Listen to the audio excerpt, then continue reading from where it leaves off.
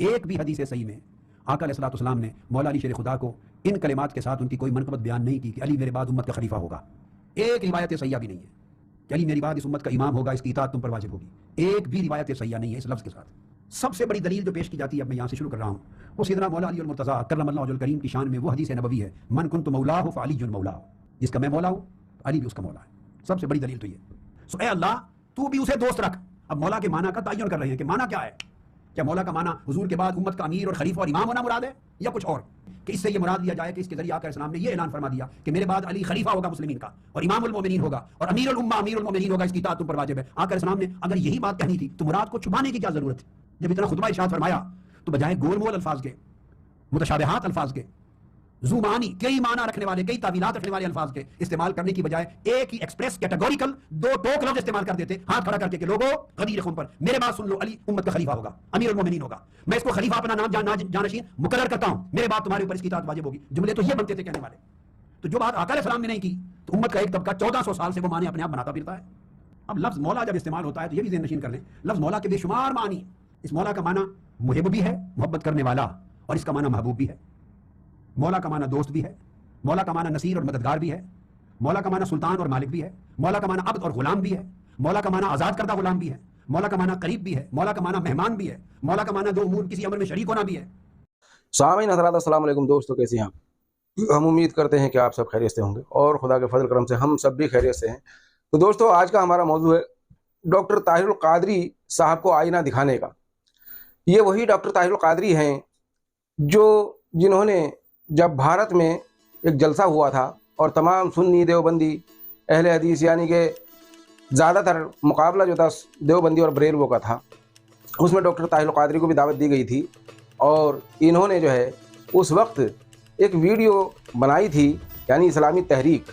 اس میں انہوں نے تمام جانکاریاں جٹائیں کہ کس طرح سے اسماعیل دہلوی حج کرنے گئے، اور عبد الوہاب نجدی کی جو کتاب لکھی ہوئی تھی کتاب التوحید، اس کو پڑھ کر متاثر ہوئے اور وہ اہل حدیث بن گئے. اور انہوں نے ایک تقریر اور کی تھی، تمام حوالے دیے تھے کہ مولا علی کے بارے میں نبی پاک صلی اللہ علیہ وسلم نے فرمایا غدیر خم کے موقع پر، غدیر خم میں، کہ من کنت مولا فہذا علی مولا، جس کا میں مولا اس کے علی مولا. تو یہ وہی ڈاکٹر طاہر القادری ہیں جو آج بھونک رہے ہیں کہ حضور پاک صلی اللہ علیہ وسلم نے اگر کہا ہو، کوئی ایک حدیث دکھا دو کہ اگر انہوں نے کہا ہو کہ علی میرا خلیفہ ہے، میرا جانشین ہے، میری امت میرے بعد امت کا امام ہے، تو ڈاکٹر طاہر القادری صاحب وہ حوالے آپ کے کہاں گئے؟ اس دن آپ کی زبان پر کیا سچ تھا یا آج سچ ہے؟ یعنی منافقت آپ کی اب باہر آ گئی، کیونکہ شروعات میں تو آپ نے ایسا دکھایا کہ آپ بہت بڑے صوفی ہیں.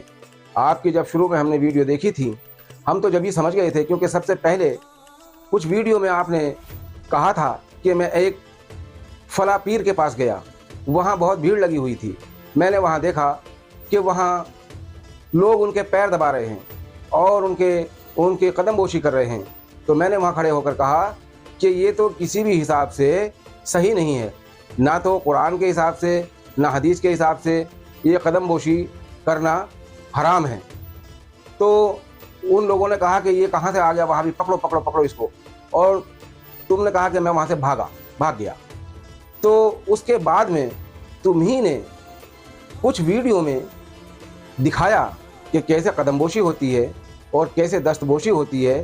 یعنی کہ تم اگر اپنے مریدوں سے دست بوشی کرواؤ، قدم بوشی کرواؤ تو وہ جائز ہے، اور کوئی پیر اگر قدم بوشی کرائے تو وہ حرام ہے تمہارے حساب سے. دوگلا پن تو یہی نظر آ گیا تمہارا کہ تم کتنے دوگلے ہو. تمہیں بریلوی تو گالی دیتے ہی پہلے سے، ہم تو کہتے تھے، ہم تو سمجھتے تھے کہ ایسے کسی کے بارے میں غلط غلط کہنا صحیح نہیں ہے، مگر تم ہو ہی اس لائق، کیونکہ وہ صحیح کہتے تھے. تمہیں جو وہ کافر بتاتے تھے اور نہ جانے کن کن القاب سے نوازتے تھے، وہ صحیح کہتے تھے.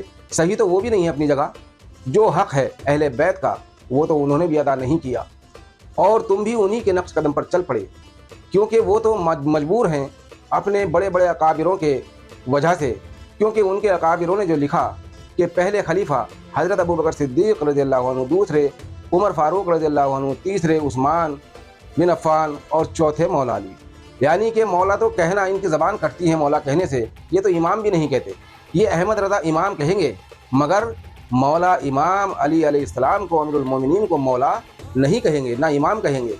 जहाँ बात आएगी इमाम अबू हनीफ़ा की, तो वहाँ कहेंगे इमाम आज़म अबू हनीफ़ा। अरे बेवकूफ़ो, ये तो बताओ कि हज़रत इमाम अबू हनीफ़ा शागिर्द किनके हैं? वो भी तो शागिर्द अहले बैत के हैं ना। हज़रत मूसा काज़िम अलैहिस्सलाम के शागिर्द हैं ना। 2 साल जो उन्होंने अदब सीखा, वो अपनी 2 साल ही उम्र बताया करते थे।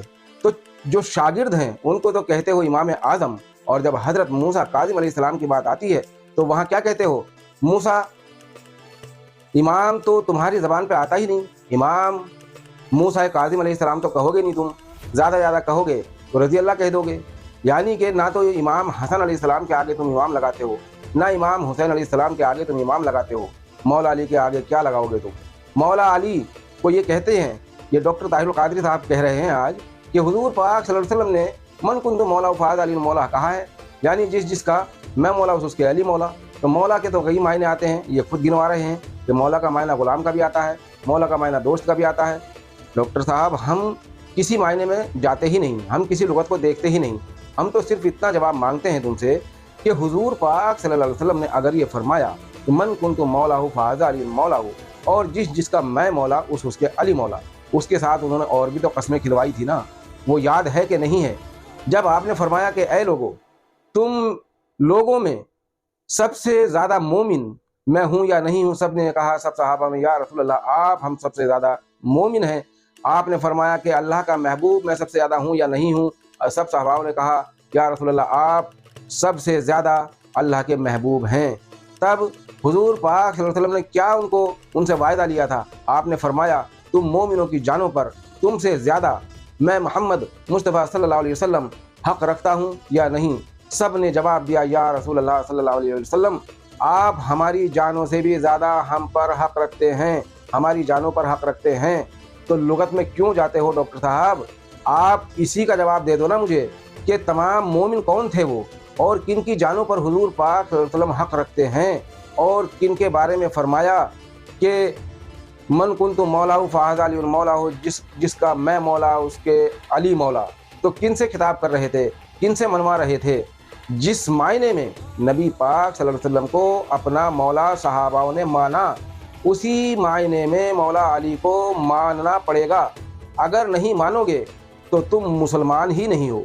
क्योंकि जब अल्लाह ताला खुद कुरान में फरमाता है, इन्नल्लाह मलाइकतुहु युसल्लूना अलन नबी या अय्युहल्लज़ीना आमनू सल्लु अलैहि वसल्लिमू तस्लीमा।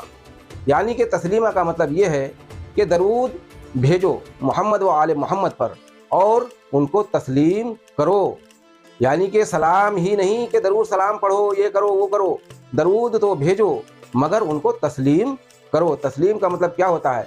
अंग्रेज़ी में इसी को एक्सेप्ट कहते हैं ना, कि एक्सेप्ट कर लो। तो जब तक उनको तस्लीम नहीं करोगे मोहम्मद वाले मोहम्मद को, जब तक तुम सही मायने में मोमिन तो क्या मुसलमान भी नहीं हो सकते। और तुम दावे करते हो कि शेखुल इस्लाम डॉक्टर ताहिरुल कादरी कहें कि शेख हो तुम पहले अहले बैत की शान में कसीदे पढ़ते हो और फिर बाद में सहाबाओं के सामने तुम जो है अहले बैत को मिट्टी में मिला देते हो। ये कहाँ का कानून है? ये कैसा मैयार है तुम्हारा? कैसा डबल स्टैंडर्ड है तुम्हारा? एक नाव में सवार हो जाओ, एक तरफ आ जाओ। वो यासीन कादरी, अल्लामा यासीन कादरी साहब सही कहते हैं कि दुरंगी छोड़ दे, यक रंग हो जा, सरासर मोम हो जा या संग हो जा। तो ये दुरंगी चाल छोड़ दो। यानी कि पहले तुम्हें जो है अहले तशय्युअ लोग बुलाते थे, वो ये सोचकर बुलाते थे कि आप अहले बैत की शान बयान कर रहे हो, तो उनको खुश करने के लिए ऐसी तकरीरें करते थे या पैसा कमाने के लिए ऐसी तकरीरें करते थे। और आज अहले तशय्युअ से ज़्यादा तुम्हें किसी ने माल मताल दे दिया क्या? डॉलर ज़्यादा दे दिए क्या, जो आज तुम अहले बैत की बुराई पर उतर आए? जो रिवायत हमें मिलती है कि हुजूर पाक सल्लल्लाहु अलैहि वसल्लम ने आखिरी वक्त में फरमाया कि मुझे कागज़ और कलम दे दो, मैं एक हदीस लिख दूं जिससे तुम कभी गुमराह ना होगे। और बुखारी में भी ये मौजूद है। हज़रत सईद खुदरी रज़ी अल्लाह अन्हु फरमाते हैं कि हुजूर पाक सल्लल्लाहु अलैहि वसल्लम ने आखिरी वक्त में कागज़ कलम मांगा था, मगर उमर ने अपनी बक बक करके कागज़ कलम ना देने दिया। अगर वो कागज़ कलम दे देते تو شاید آج یہ حال نہ ہوتا. اور تم مولا علی کو بدنام کر رہے ہو کہ مولا علی سے کاغذ قلم مانگا تھا. شرم کرو, کچھ حیا کرو. مرنے کے بعد حضور پاک صلی اللہ علیہ وسلم کو بھی منہ دکھانا ہے, اللہ کو تو دکھانا ہی ہے. حضور پاک صلی اللہ علیہ وسلم کی جب عدالت لگے گی اس میں کیا حال ہوگا تمہارا, کس منہ سے ان کے سامنے جاؤ گے. دوستو, ہماری یہ ویڈیو اگر آپ کو پسند آئی ہو لائک کریں, شیئر کریں, سبسکرائب ضرور کریں تاکہ ہماری ہر آنے والی ویڈیو آپ تک پہنچتی رہے. السلام علیکم.